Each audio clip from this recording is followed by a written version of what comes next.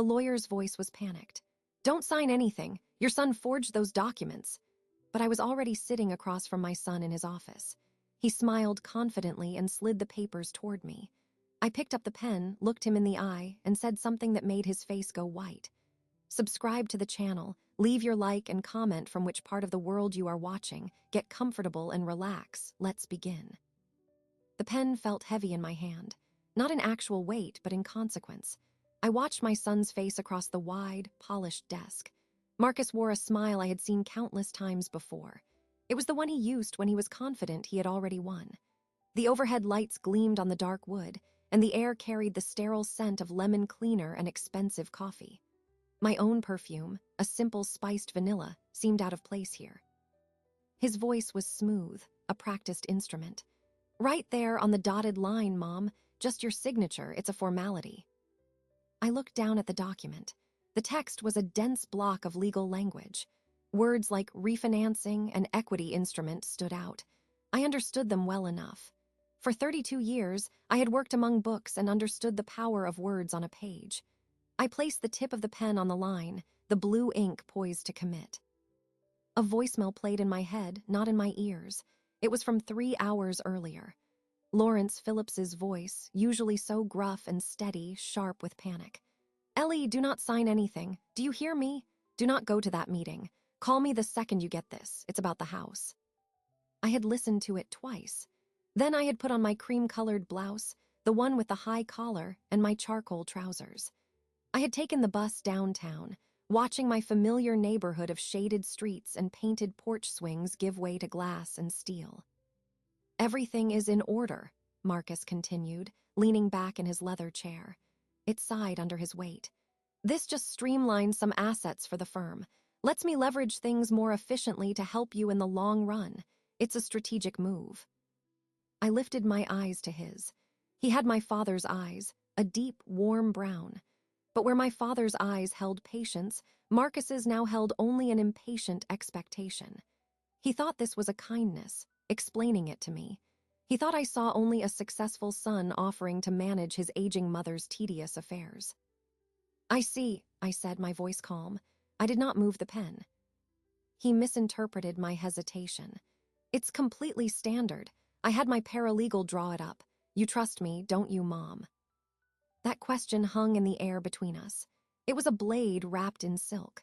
For 38 years, my answer had been an automatic, biological truth. It was the trust that lifted him to my shoulder when he scraped his knee, that wrote checks for tuition, that filled the silence after his father was gone. It was a foundational fact. Now, with Larry's warning circling my mind, and this thick document under my hand, that fact was cracking. I let my gaze wander from his face to the office. Awards lined the shelves. Photographs of Marcus with important-looking people at galas. No picture of our house.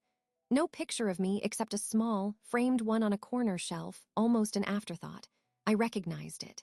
It was from his law school graduation. My smile in that photo was wide, unguarded, full of a pride that felt physical. "I always have," I said, and that much was still true. The meaning, however, had shifted. It was no longer a statement of blind faith, but an observation of historical record. I looked back at the signature line. My name was printed underneath it, Eleanor Marie Vance ***. I thought of the other document, the one locked in the fireproof box under my bed at home, the original deed. The paper was softer, slightly yellowed at the edges. It carried the faint smell of my home, of old books and lemon polish and the lavender sachets I kept in the linen closet. I had signed that one, too, a lifetime ago, with a different pen, next to my husband's steady hand. Marcus shifted in his chair. The leather creaked again. "Is something wrong?" "Your office is very quiet," I remarked. "No music. At home, I always have the radio on, the old jazz station." He smiled, a flicker of condescension touching his lips. "It helps me concentrate. No distractions."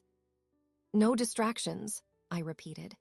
I wondered when I had become a distraction. Perhaps when my needs, the upkeep of the house, the simplicity of my life, began to seem like an inconvenient anchor to a past he was trying to outrun. I thought of the phone call that had started this particular meeting. 2 days ago, his tone had been bright, casual. Hey, Mom, need you to come downtown next week. Some boring paperwork about the house. My treat will get lunch after. There had been no mention of refinancing, of leveraging, just boring paperwork. A small errand for a busy son to handle. Larry's call had given the word, boring, a new, dark weight. I moved the pen, but not to sign. I drew a small, deliberate circle on the blank space beside the line. The ink was a vivid, unwavering blue. Explain it to me again, Marcus. In simple terms, what does this paper do? A flash of irritation crossed his face, so quick I might have imagined it. It was replaced by the patient smile. It's like I said, it allows the firm to use the house as collateral for a line of credit. It doesn't change anything for you. You still live there. It just helps me secure better terms for a client project. It's about helping my career, Mom. You want to help my career, don't you?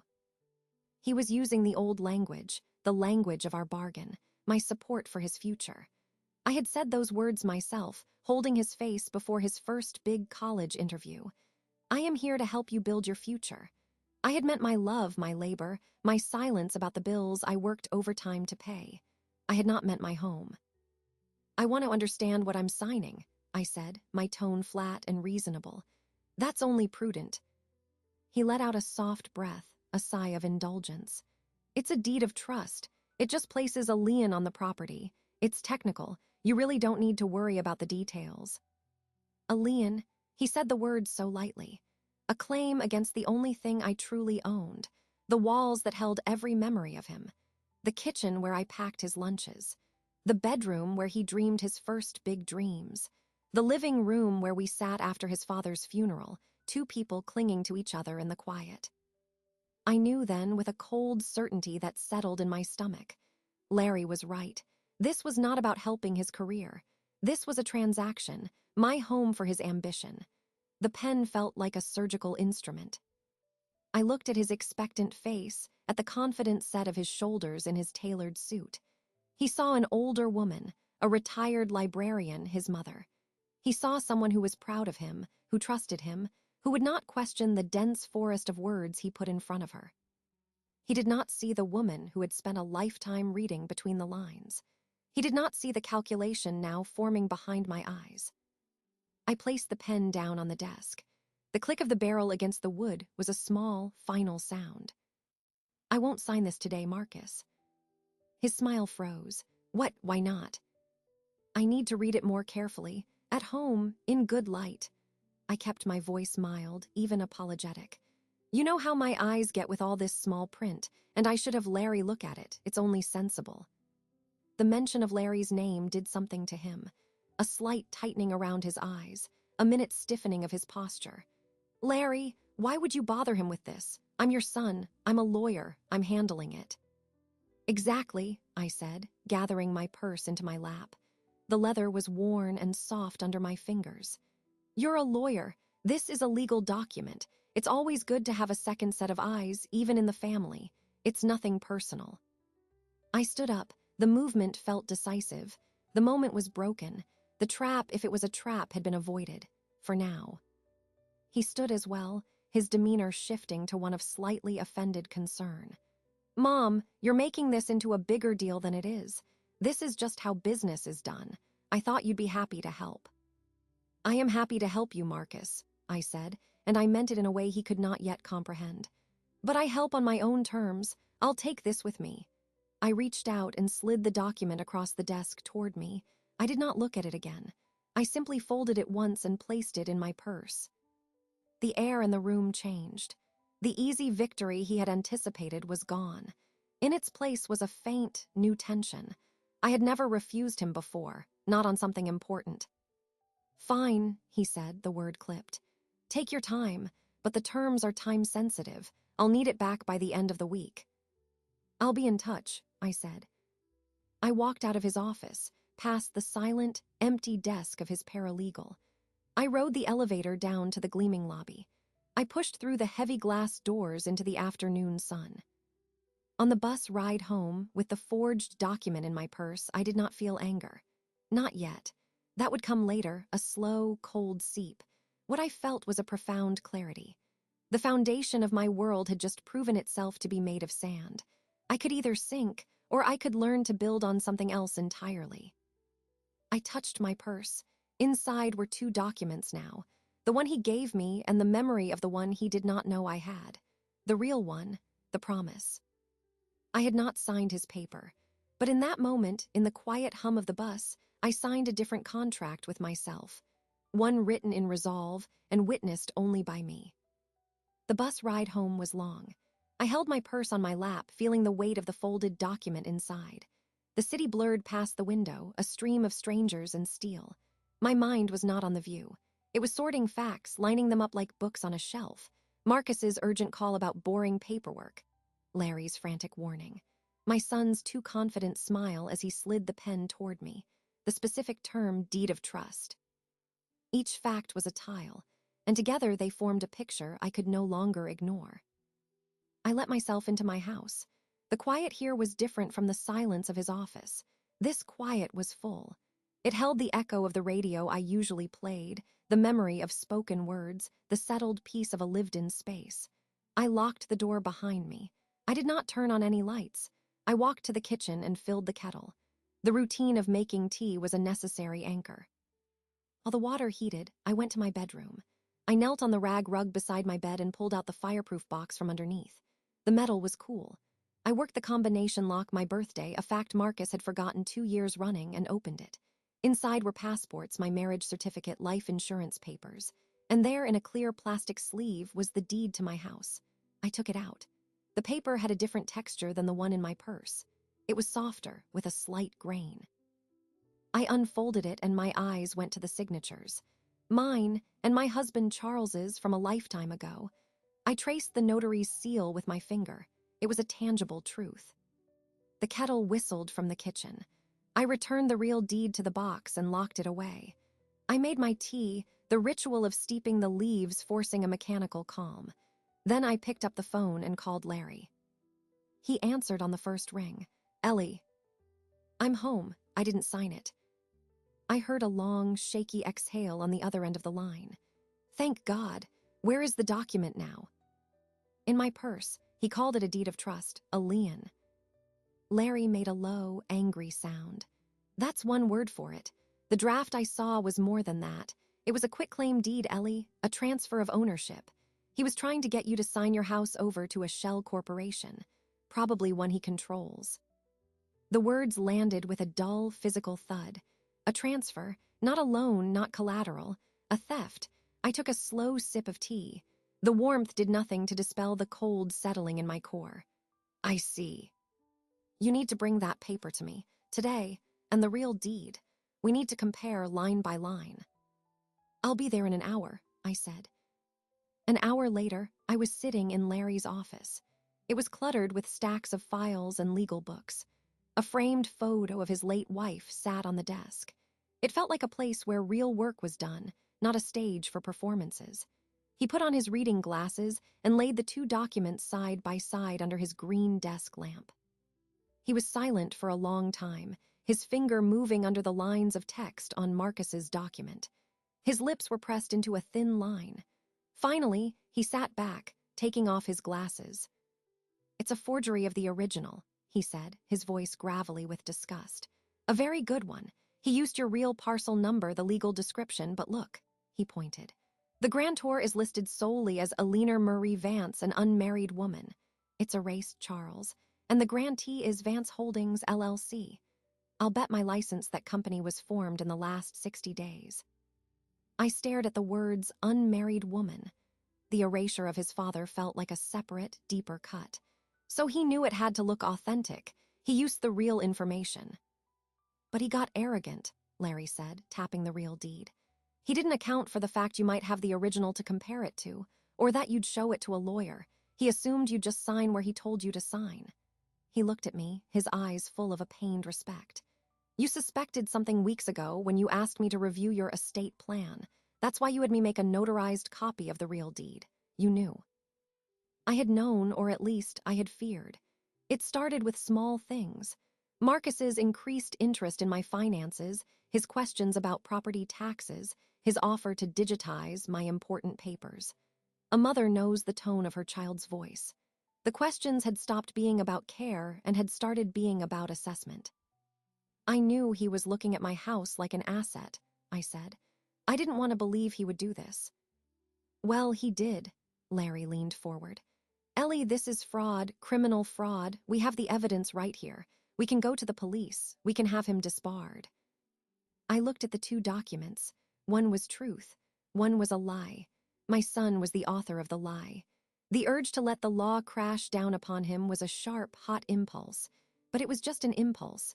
I let it rise and then I let it settle. Destroying him was not my goal. It would not restore what he had broken. Not yet, I said. Larry's eyebrows shot up. What do you mean, not yet? He tried to steal your home. I am aware of what he tried to do. My voice was quiet. Going to the police ends things. It creates a public scandal. It makes him a criminal. It turns me into a victim in a court file. I am not ready to be a victim yet. Then what are you going to do? I looked at the forged deed, at the flawless imitation of the county clerk's stamp. I thought of Marcus in his expensive office, so sure of his own cleverness. He had planned this. He had researched.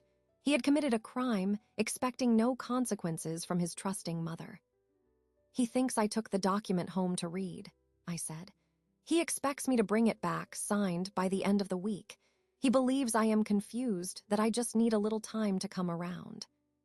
So, I said, folding the real deed back into its sleeve. I will go back, but I will not bring his document, I will bring mine. A slow understanding dawned on Larry's face. He gave a short, approving nod. You're going to confront him. I am going to show him that I am not confused, that I have not been fooled. I am going to watch him understand what I know. I placed the notarized copy of the real deed into my purse. It was a different weight than the forgery. It was the weight of history, of truth. It was my first move. Larry studied me for a moment. What do you want me to do? Be ready, I said. After I see him, I will need to know more. I will need to know why. Dig Larry, find out what pressure he's under. There is always a reason for a desperate act. I stood up. The decision was made. The quiet anger had crystallized into a plan. The next meeting would not be on his terms. He had handed me a script where I played the fool. I was writing a new one. The air outside Marcus's building was cold. It was a clean, impersonal cold that felt good on my skin. I walked to the bus stop without hurry. My purse hung from my shoulder, lighter now. The forged document was still in Larry's office, locked in his safe. The notarized copy of the real deed was back in my fireproof box. All I carried with me was the memory of my son's face. That memory was enough. The moment I had placed my deed on his desk, the smooth certainty had drained from his expression. It was replaced by a blank shock, then a quick, hot flicker of fear. He had said my name, Mom, in a tone I had never heard before. It was the sound of a calculation failing. I had not stayed to let him invent an explanation. I had simply stood, said, "We will talk when you are ready to tell me the truth," and walked out. Now, on the bus, the reaction I had held back began to surface. It was not tears. It was a deep bodily fatigue, as if I had been holding up a great weight for years and had only just let it drop. My hands were steady in my lap, but my bones felt heavy. I let myself into my quiet house. This time the silence did not feel full. It felt watchful. I went through the motions, hanging my coat, slipping off my shoes, padding to the kitchen in my stockings. I did not make tea. I filled a glass with water from the tap and drank it all. The afternoon light was fading, casting long shadows across the familiar checkerboard linoleum. I looked at the old wooden table, its surface nicked and worn. A memory surfaced, not as a story, but as a sensory fragment. Marcus, age 16, slamming his books down on that same table.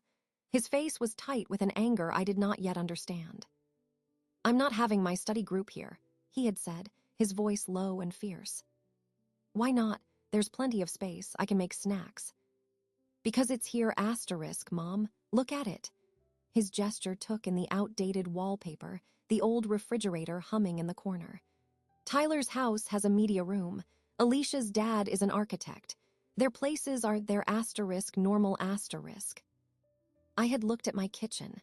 It was the room where I had taught him to read recipes, where we had decorated 1,000 cookies, where his father had drunk his morning coffee.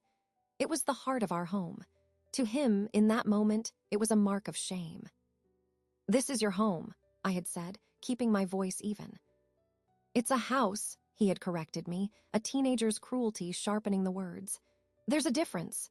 He had grabbed his books and left, going to the library instead. I had stood there for a long time after he left, my hand resting on the back of his empty chair. That was the first time I felt the distance between us as a tangible thing. I had thought it was just adolescence. Now I knew it was the first root of the rot. His shame of this place, of our simple life, had never left him. It had just been buried under degrees and job titles and expensive suits. And now it had driven him to try and take the source of that shame away from me, by any means necessary. The doorbell rang. It was Larry. I let him in. He carried a briefcase and a paper bag from the deli.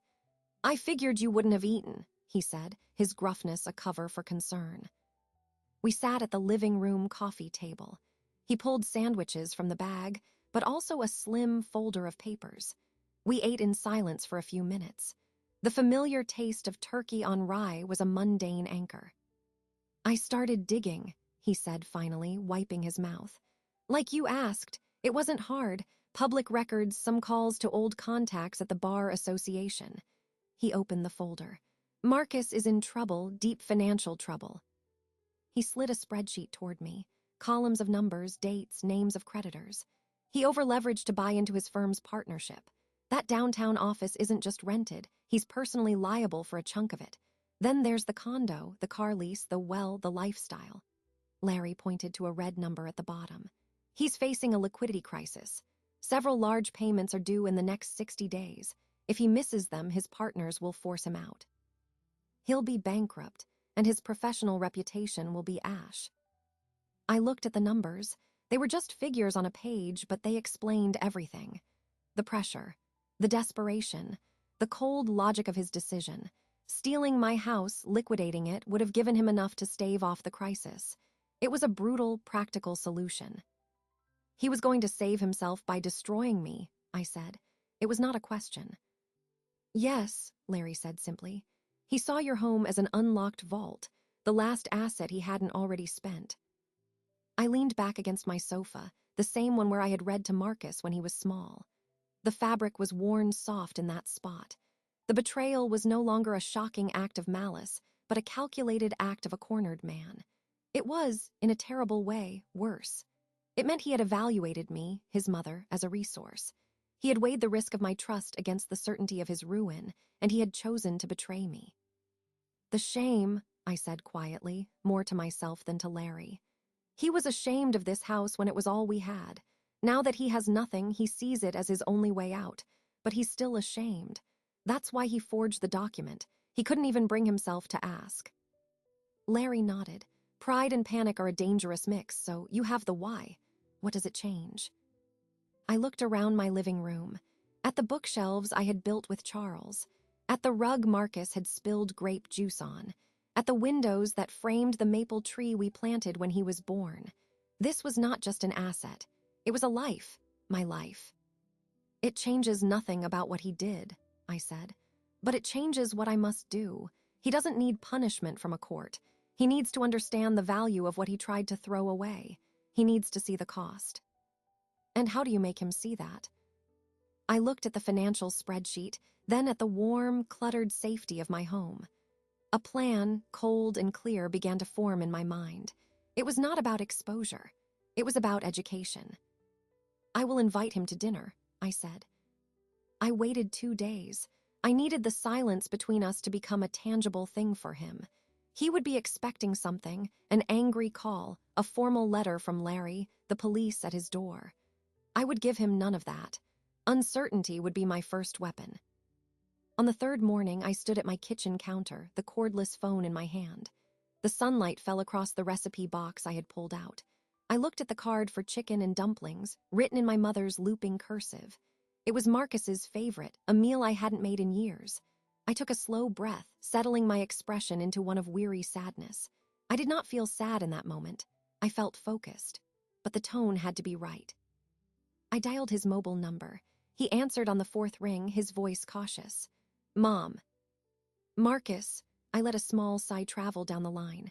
I've been thinking. He was silent, waiting for the blow. I don't want this strangeness between us, I said, my words deliberate. I pictured him in his office, probably staring out at the city, tense.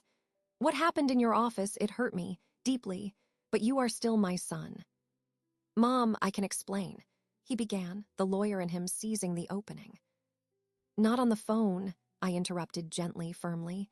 Explanations need a proper table, not a desk. I paused, letting the image settle.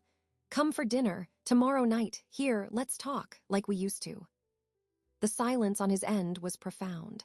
This was the last thing he expected. An invitation. A return to the scene of the crime, not for a confrontation, but for a meal. I could almost hear his mind racing, trying to find the trap. Why? He asked, the single word stripped of its professional polish. Because I am tired, Marcus, and I am confused, and the only way I know how to understand anything is to sit across from someone and talk. Will you come? It was a masterstroke, and I knew it. I had presented myself not as an adversary, but as a confused, hurt mother. It played directly into his assumption of my simplicity. He would see it as a capitulation, a sign that I was softening, that I might still be manipulated. His greed and his guilt would do the rest. Yes, he said, the relief evident in his voice.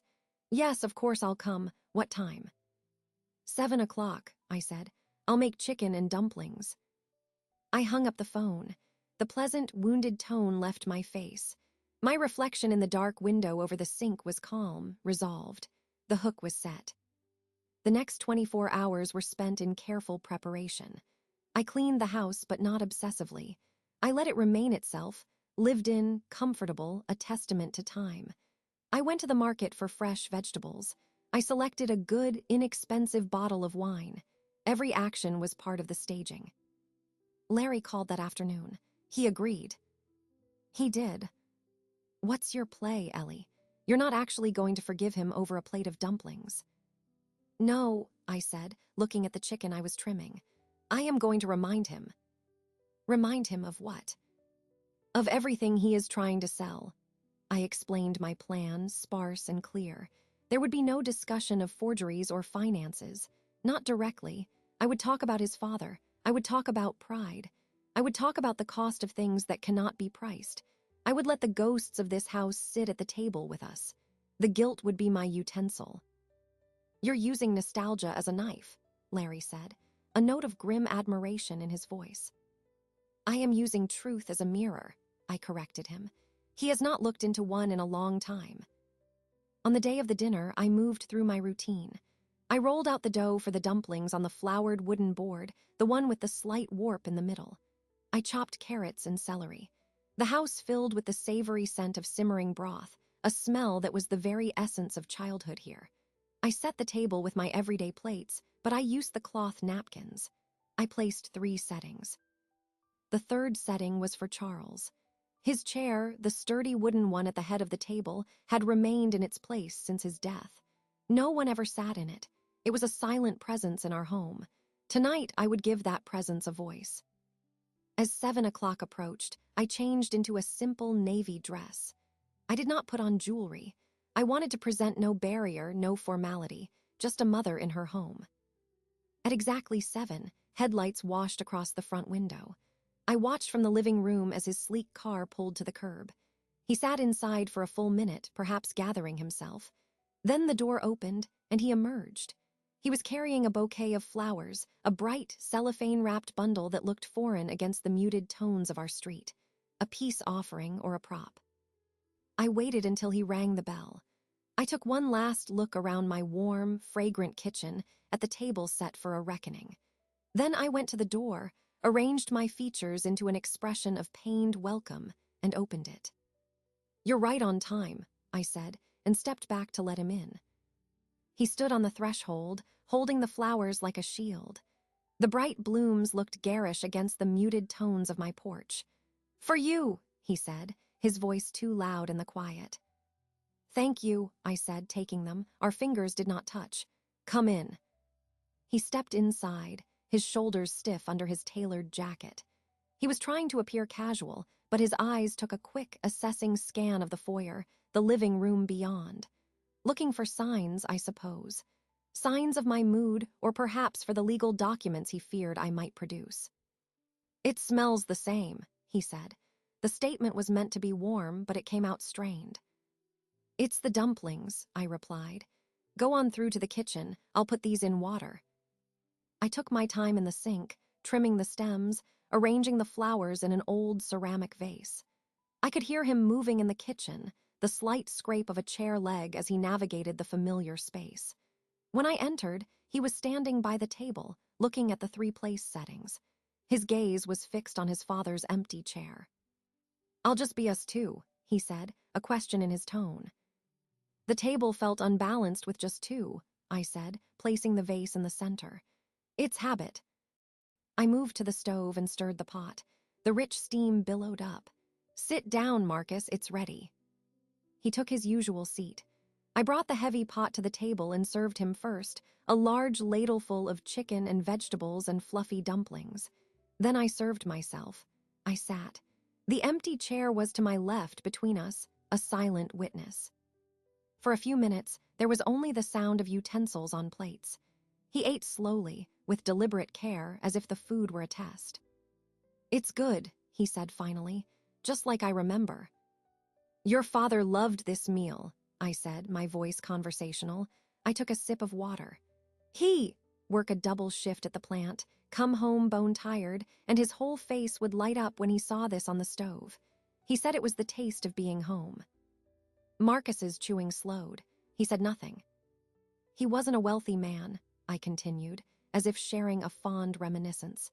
"He never owned a suit as fine as yours, but he owned his name. He owned his word. If he promised you something, it was as solid as this house." I tapped the table lightly with my fingernail. "He promised me this home, and he worked every day of his life until the day his heart stopped to keep that promise." Marcus put his fork down. "Mom, I don't think." "I'm just talking about your father," I said mildly, meeting his eyes. "Is it wrong to talk about him? You hardly mention him anymore." He looked down at his plate. "It's not wrong. He was so proud of you, the first in the family to go to college, the lawyer." I shook my head, a small, wistful gesture. "He would have been so impressed by your office, all that glass and polished wood, but you know what he'd ask? He ask if you were happy there. He ask if the people you helped were folks who needed it. He never understood law as a business strategy. To him, it was about fairness." The word fairness hung in the air. Marcus's jaw tightened. "I was thinking," I went on, "about the time you wanted that expensive calculator for advanced algebra, the one all the other kids had. We couldn't afford it. Your father felt like a failure that week. He took on extra overtime, came home so exhausted he'd fall asleep at this table. But he got it for you. You remember that?"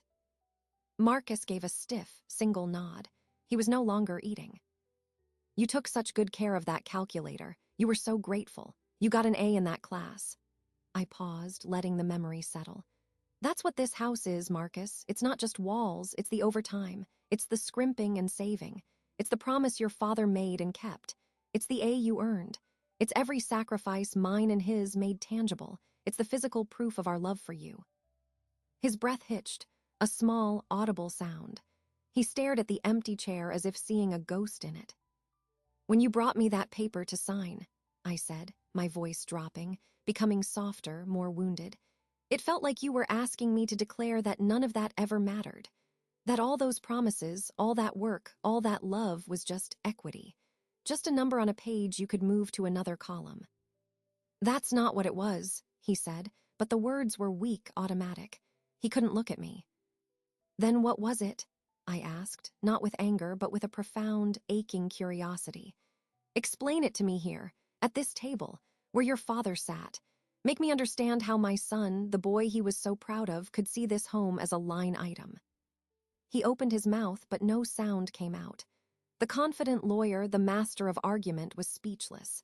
The guilt was not a vague feeling now. It had a shape, a history, a chair at the table. I could see it pressing down on him, bowing his shoulders. His eyes were shiny. I did not press further. I had said what I needed to say. I picked up my fork and resumed eating. The only sound was the clock ticking on the wall and the faint, ragged pull of his breathing. After a long moment, he pushed his chair back. The legs screeched against the floor. "I can't," he whispered. "Can't what, dear?" "I can't do this." He stood up, his napkin falling to the floor. He looked pale, almost ill. "I have to go." "You haven't finished your dinner," I said, calm as still water. "I'm sorry." He turned and almost fled from the kitchen. I heard his quick footsteps in the hall, the front door opening and closing too hard. I sat alone at the table. I looked at his full plate, the food growing cold. I looked at the empty chair beside me. I had not raised my voice. I had not accused him of a crime. I had simply reminded him of who he was, and in doing so, I had shown him the true cost of what he had tried to do. The meal was a weapon, and it had found its mark. I finished my dinner. Then I cleared the table, washing his plate along with mine. The house was quiet again, but the silence felt different. It felt like the quiet after a storm has passed, when the air is clean and the landscape, though altered, is finally visible. The silence after Marcus left was not empty. It was filled with the echoes of my words and the sight of his crumbling composure. I cleared the table, washing the dishes by hand. The warm, soapy water was a grounding sensation. I put the leftovers away. I wiped the table clean.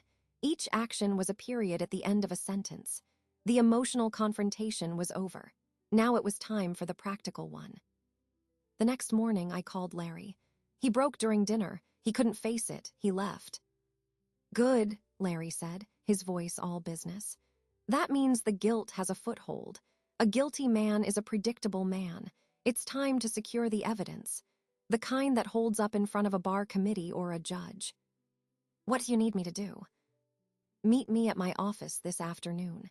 We're going to make a visit to a print shop." That afternoon, Larry drove us to a commercial area on the other side of town. The print shop was small, with a bell that jingled when we entered. The man behind the counter, a Mr. Davies, knew Larry. They exchanged a quiet handshake. Larry explained, in careful legal terms, that we needed verification on a document's origin. He presented the forged deed. Mr. Davies took the paper into a back room. Larry and I waited beside a humming photocopier.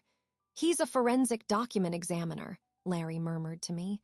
"Retired from the state lab. He consults." After 20 minutes, Mr. Davies returned. He wore magnifying glasses on a cord around his neck. "It's a high-quality laser forgery," he said without preamble. "Excellent reproduction of the seal, but it's a composite. They scanned a real document and altered the key fields. See here." He pointed with a thin stylus. "The font for the parcel number is ever so slightly different. A mismatch, but that's not the gold." He led us to a computer screen. He had placed the document under a digital microscope. Every modern printer leaves a forensic signature, tiny yellow dots practically invisible. They encode the printer's serial number and the date and time of printing. He zoomed in. A pattern of minuscule dots became clear. This was printed on a Xerox WorkCenter 7845. The serial number is embedded here, and the timestamp. It was printed at 3:14 p.m. on October 12th. The date was 2 days before Marcus had called me about the boring paperwork. "Can you trace that serial number?" Larry asked. "To the purchasing entity, yes," Mr. Davies said. "With a court order, you can get it, but even without one, if you know of a specific machine." "I do," I said quietly. I had visited Marcus's office a year ago when he first moved in. He had given me a proud tour. I remembered the large, sleek printer in the corner of his personal office, its brand name shining in chrome. "He has a Xerox WorkCenter in his office." He bragged about its speed. Mr. Davies nodded. "That would be consistent. The other evidence is digital. This wasn't drafted on a home computer. The metadata in the PDF file, which I was able to partially recover, shows it was created using a professional legal document software called Liege Perfect. The user tag embedded in the file is M. Vance Office. Marcus Vance, his own digital signature baked into the crime. Larry paid Mr. Davies, and we left with a notarized report detailing the findings. The sunshine outside felt harsh, exposing. In the car, Larry placed the report on my lap. It was just a few pages, but it felt heavier than a brick. "This is it, Ellie," he said, starting the engine. This is the gun with his fingerprints on it. The forged deed from his printer, created on his software, on a date he was absolutely in his office. No jury would doubt it. No bar association would ignore it. I looked down at the technical language, the zoomed-in images of the yellow dots. This was the cold, mechanical truth of my son's betrayal. It was no longer about hurt feelings or broken trust. It was about serial numbers and timestamps. It made the whole thing feel even more vulgar. "What now?" Larry asked, pulling into traffic. "We have what we need to end him." I thought of Marcus fleeing my kitchen, undone by the ghost of his father. I thought of the financial spreadsheet, the debt stacked up like a wall about to fall on him. Destroying him would be easy. It would also be a waste. "No," I said, my voice firm. "We don't end him. We use this to redirect him." Redirect him where? To a better version of himself, or at least to a version that isn't a criminal. I outlined the idea that had been forming since I saw the financials. It wasn't about punishment. It was about enforced correction. "We need to draft a different document, Larry. Not a lawsuit. A contract. My terms for his silence." Larry glanced at me, a skeptical frown on his face. "He'll never agree to terms." "He will," I said, looking out the window. "Because the alternative is professional death. And because, after last night, part of him might be looking for a way out of the person he's become. We will give him a path. A very difficult, very specific path." We drove the rest of the way to Larry's office in silence. I held the forensic report, the paper cool against my fingers. The emotional work was done. The legal trap was sprung. Now I had to construct the cage that would not just hold him, but reshape him. It had to be airtight. It had to be just. Back in Larry's cluttered office, we began. He opened his word processor. I sat in the client chair, dictating the points. It was not a list of demands. It was a blueprint for penance. "First," I said, "a full written confession, notarized, detailing the forgery attempt. It stays in your safe, Larry. It is our insurance." Larry's fingers clacked on the keys. "Go on." "Second, his resignation from his current firm, effective immediately. No partnership buyout. He walks away from that debt." "He'll be bankrupt." "He already is. This makes it official." "Then," I continued, "he finds a new job, not in corporate law, in legal aid. A pro bono clinic. He works there for a modest salary for a minimum of 2 years." Larry stopped typing and looked at me. "You want him to become a do-gooder." "I want him to remember what the law is supposed to be for. I want him to meet people who have nothing and to help them. I want him to see real need, not just leveraged debt." Larry gave a slow nod and resumed typing. "And third, he attends weekly therapy with a clinician of our choosing. He provides proof of attendance for the same 2 years. To fix his head. To understand why he thought destroying his mother was an acceptable business strategy," I corrected. Larry finished typing the clauses. He read them back to me. They were stark, uncompromising. They offered no profit, no comfort, no easy way out, only hard work and introspection. "And if he refuses?" Larry asked. "Then you file the report with the Bar Association and a copy with the district attorney. He faces disbarment and criminal fraud charges." I met his gaze. "The choice is his, redemption or ruin, but it will be a choice I design." Larry printed the single page. The text was dense, the language legal and precise. It was my counteroffer, not from a victim but from a strategist. I took the paper. It was warm from the printer. "I'll have him come to my office tomorrow," I said. "Not his, neutral ground. I will present him with the evidence and then with this." "You're not going to give him time to think." "He's had enough time," I said. "He used it to plan a crime. Now he gets 48 hours to decide his future." I folded the document and placed it in my purse, next to the forensic report. The 2 documents, one detailing his crime, the other prescribing his cure, rested side by side. The next move was his, but the board was mine. The following afternoon, I sat in Larry's client chair, waiting. I had asked him to wait in the adjacent conference room. This was between my son and me. The forensic report and the single-page contract were in a manila folder on the desk. Larry's office felt different from Marcus. It was a place of worn truth, not glossy illusion. Marcus arrived exactly on time. His entrance lacked its usual confident sweep. He looked tired, the skin under his eyes shadowed. His suit was still impeccable, but it hung on him as if he had lost weight within the week. He closed the door softly behind him. "Mom," he said, his voice was wary. "You said it was urgent." "It is," I said. I did not offer a chair, but he took one anyway, perching on the edge as if ready to bolt. "Thank you for coming." "Why here? Why not your house?" "This is a matter for a lawyer's office," I said, "not a kitchen." I let the reference to our last meeting hang between us. He flinched. I opened the manila folder. I removed the forensic document report first. I slid it across the desk toward him. "I had the document you asked me to sign examined by an expert." He looked at the paper but did not touch it. His face went carefully blank, a lawyer's mask. "That was unnecessary. I told you it was a standard form." "It was a forgery, Marcus." I kept my voice flat, informational. "A very good one, but it was created on your office printer. A Xerox Workcenter 7845, serial number ending in 3302. It was printed at 3:14 p.m. on October 12th. The digital file was created using your firm's Liege Perfect software. The user tag is mvansoffice." I recited the facts as Mr. Davies had presented them. Each one landed like a stone. The color drained from his face. The mask cracked, revealing sheer panic underneath. That's circumstantial. Anyone in my office could have." "Stop," I said. The word was quiet but absolute. "Do not insult us both by lying further. I have the evidence. Larry has a copy. It is incontrovertible. If I give this to the Bar Association, you will be disbarred. If I give it to the district attorney, you will be prosecuted for felony fraud. You will go to prison." He stared at me, his breath coming in short, shallow pulls. The reality of the trap was closing in on him. He had thought his mother was a simple mark. He had not accounted for her capacity for detailed, ruthless investigation.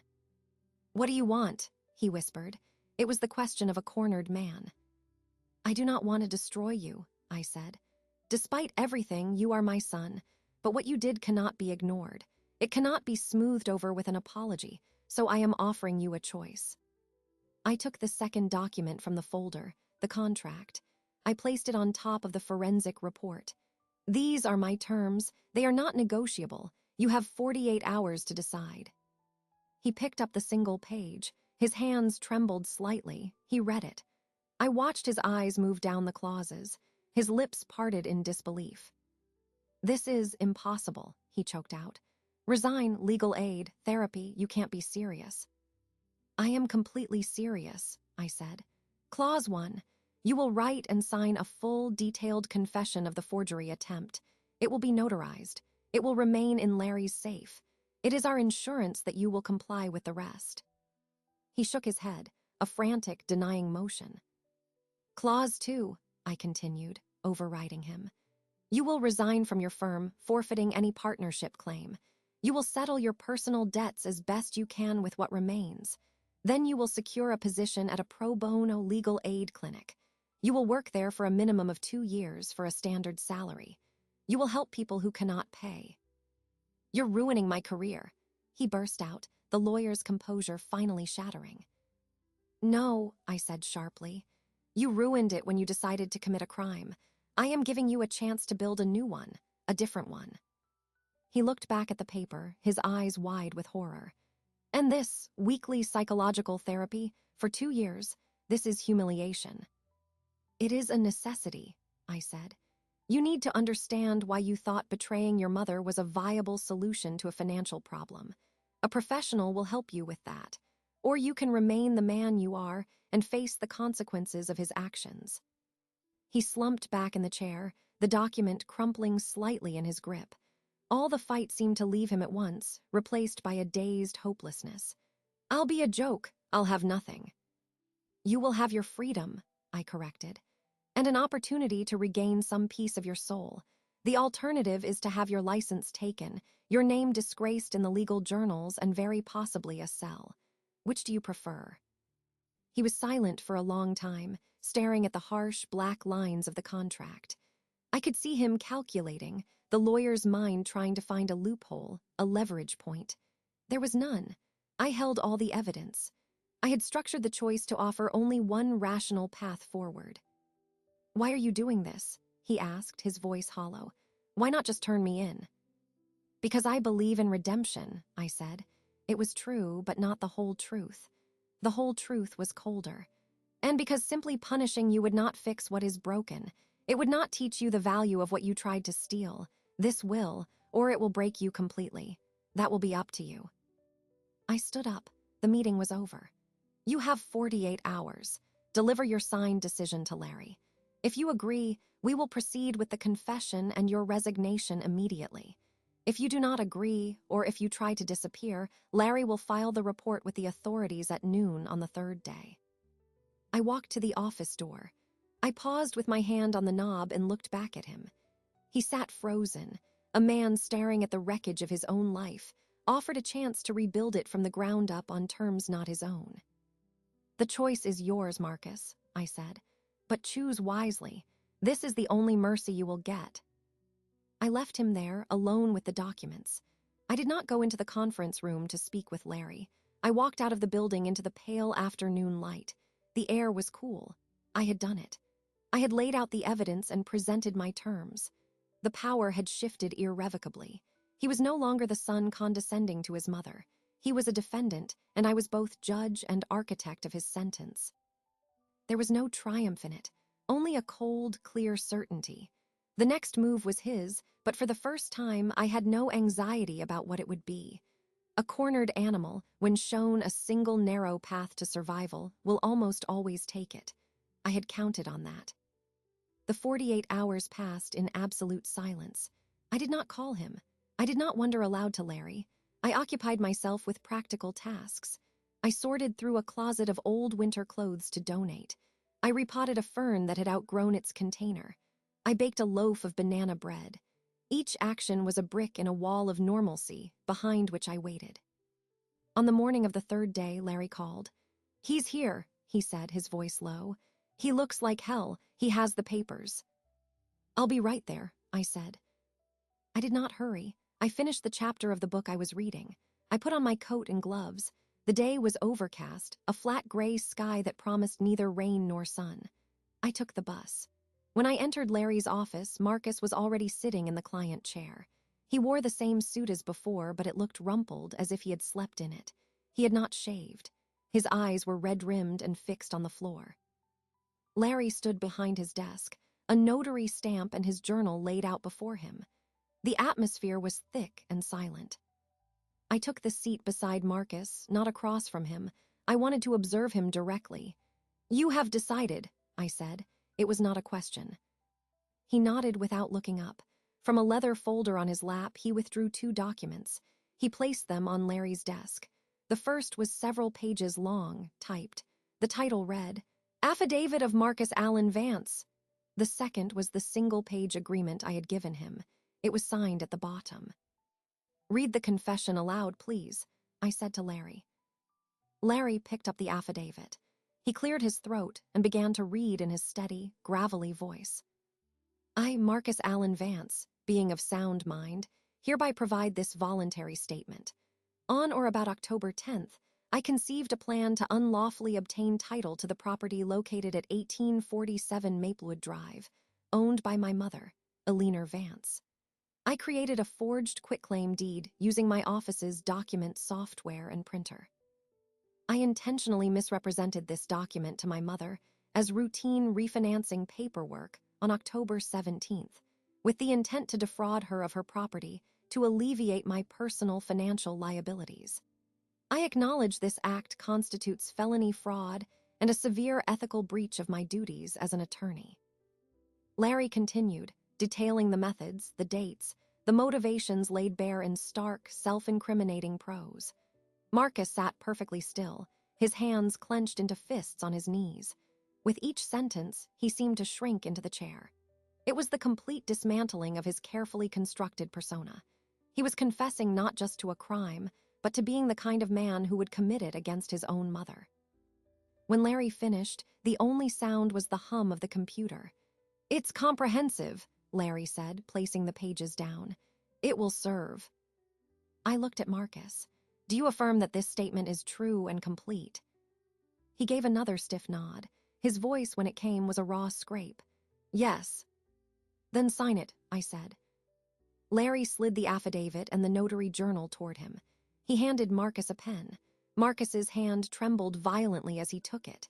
He looked at the line at the bottom of the last page. For a long moment he was frozen, the pen tip hovering. This was the point of no return. Signing this was surrendering his future to my terms. His breath hitched, a sound almost like a sob choked back. Then, with a sudden, desperate motion, he touched the pen to the paper. He signed his name. It was not his usual confident signature. It was a jagged, rushed scrawl, the letters collapsing into each other. Larry then presented my agreement. "And this, sign and date." Marcus turned to the single page. He did not read it again. He simply found the line and signed again, the same broken signature. He printed the date underneath. Larry witnessed both signatures, then applied his notary stamp and seal with 2 firm thuds. The sound was final. He separated the copies, handing one set to me and placing the originals into his safe. The lock turned with a heavy click. It was done. Marcus sat back, his energy spent. He looked emptied out. "Your resignation from the firm," I said. "When?" "I emailed it this morning," he said dully. "Effective immediately. They'll want to know why. The debts will become public." "That is no longer my concern," I said. "Your next task is to secure a position at a legal aid clinic. Larry has a list of contacts. You will begin that process tomorrow. You will provide proof of your applications to Larry." He just nodded. "And you will schedule your first therapy appointment by the end of this week. Dr. Armand's contact information is on the second page Larry will give you. You will provide proof of that appointment as well." "I understand," he whispered. There was nothing more to say. I had his signed confession in my hand. I had his enforceable promise to reshape his life. The revenge was complete. It was not violent, but it was total. He had been stripped of his career, his status, his financial illusions, and his moral authority. All that remained was the hard, bare work of becoming someone else. I stood. He did not look at me. Larry gave a slight, grim nod. I walked out of the office, the notarized copies in my purse. Outside, the gray sky seemed a little lighter.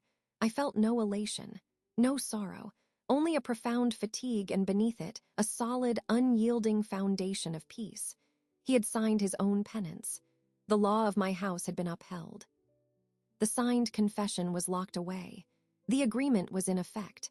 My part was over, but the consequences had their own momentum. I stepped back and let them unfold. I returned to the rhythm of my days, the library volunteer shift, the grocery shopping, the quiet evenings with a book, but I kept my eyes open. The first ripple came through the gossip mill. I heard it at Gloria's hair salon, while under the dryer. 2 women whose daughters were in some auxiliary club with a former partner's wife were speaking in the deliberate, carrying whispers meant to be overheard. Just up and quit, no notice at all. Left them in a real bind with the Kensington merger. I heard it wasn't voluntary. Something about financial irregularities. My Herbert says the word insolvent is being used. Such a shame. He was on the fast track, that beautiful office. Now what? I turned a page of my magazine, the sound crisp in the humid air. I felt no pleasure in their chatter. It was simply verification.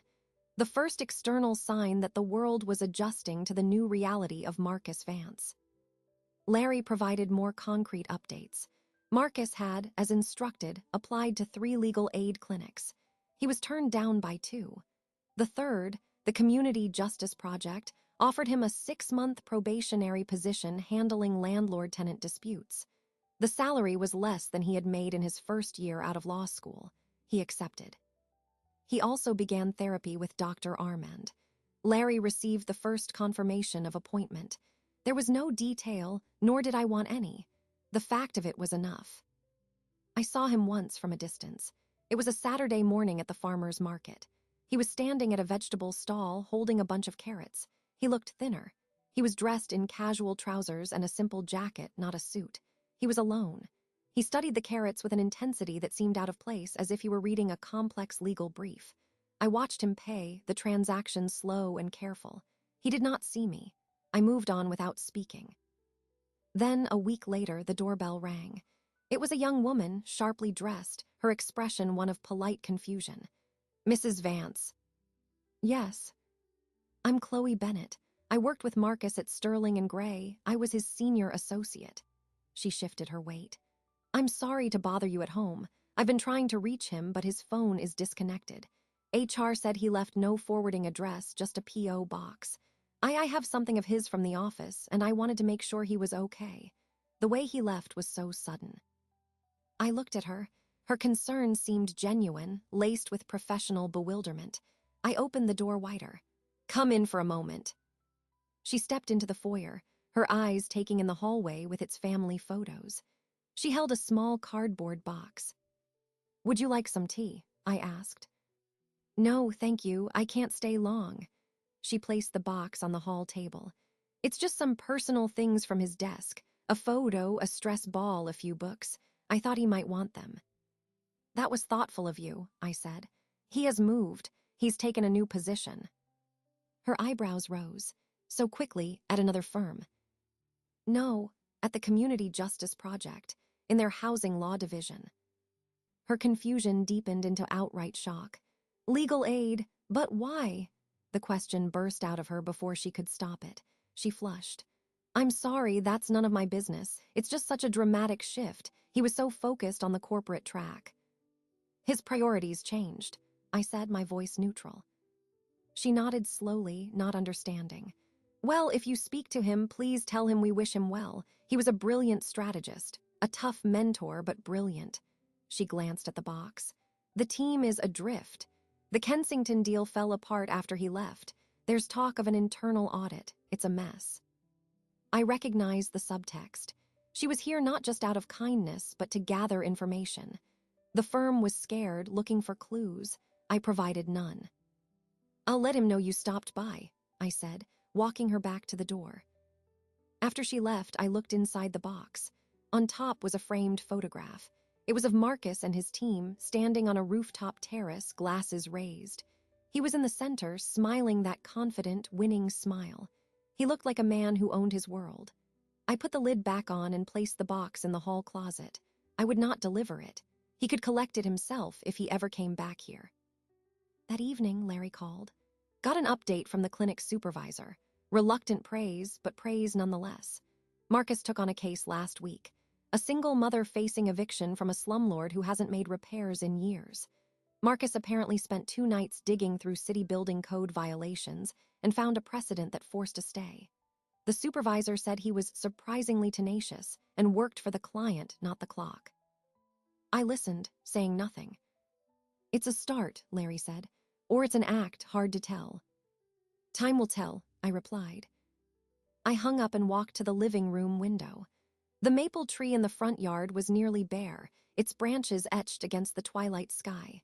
My house was warm, solid, quiet. It was saved. I thought of Marcus in a cramped clinic office, arguing building codes for a mother who could not pay him. I thought of him sitting in a therapist's chair, being asked why. I thought of the confusion in his former colleague's eyes. This was the unraveling. The polished facade was not just cracked, it was being dismantled, piece by piece, by the choices he had made and the consequences I had engineered. There was no dramatic downfall, no public scandal, just a man being slowly, inexorably remade by the terms of his penance. I felt a pang then, not of sorrow for him, but for the loss of the son I thought I had. That son was gone, revealed as a fiction. What was emerging from the wreckage was a stranger. Whether he would become a better man or simply a broken one was a story yet to be written. My story, however, was reaching its conclusion. I had protected my home. I had enforced justice on my own terms. The quiet revenge was working its way through his life, and I was content to watch from a distance, in the peace of the house I had fought for. 1 year later, almost to the day, I was in my garden. It was a bright, cool morning in early fall. I was cutting back the spent stalks of the black-eyed Susans, the dry stems snapping with a clean sound. The soil was damp and rich-smelling in my gloves. My house stood behind me, its white paint gleaming in the sun I had paid to have refreshed last spring. The back gate latch clicked. I looked up to see Larry coming down the brick path. He carried a paper bag from the bakery. His expression was its usual gruff self, but his steps were light. "Brought you a cheese Danish," he said, placing the bag on the patio table. "I'll put on coffee," I said, pulling off my gloves. We sat at the wrought iron table. The coffee steamed between us. For a few minutes, we talked about nothing consequential: the city's plan to repave our street, a new mystery author I recommended. Then he set his mug down. "I had a call from the supervisor at the Community Justice Project," he said. His tone was careful, observational. "Marcus's 2-year term is up in 3 months. They want him to stay on, permanently. He's taken a lead role on their systemic housing advocacy team." I took a sip of coffee. The news settled, finding its place. "Is he effective?"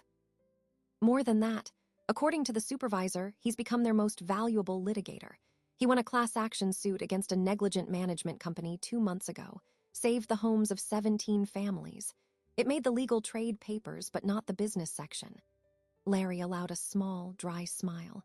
"The article called him a tenacious advocate for tenant rights. No mention of Sterling and Gray." I nodded. The image formed clearly: Marcus in a different kind of courtroom, arguing for a different kind of win. Not for leverage, but for shelter. "And his personal situation?"